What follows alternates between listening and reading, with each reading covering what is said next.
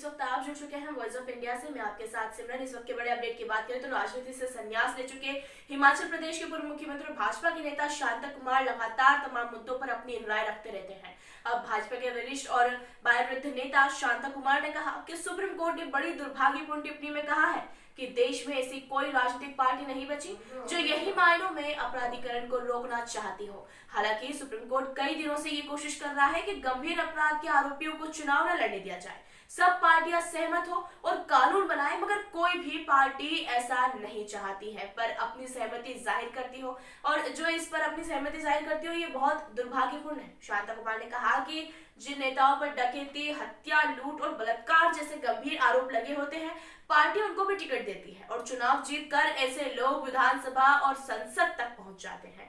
शायद यही वजह है कि आज देश, समाज और राजनीतिक क्षेत्र में अपराधियों की संख्या बढ़ रही है और भ्रष्टाचार भी बढ़ रहा है।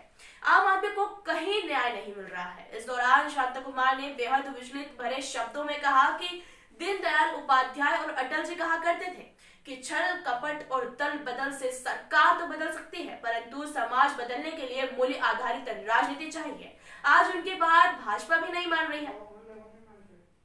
शांता कुमार ने कहा कि यही कारण है कि आजादी के 74 वर्ष पूरे करने के बाद भी ट्रांसपेरेंसी इंटरनेशनल की रिपोर्ट के अनुसार भारत दुनिया के सबसे भ्रष्ट देशों में शामिल है और ग्लोबल हंगर इंडेक्स की रिपोर्ट के मुताबिक भारत दुनिया के सबसे गरीब 120 देश की सूची में नीचे 117 पायदान पर है।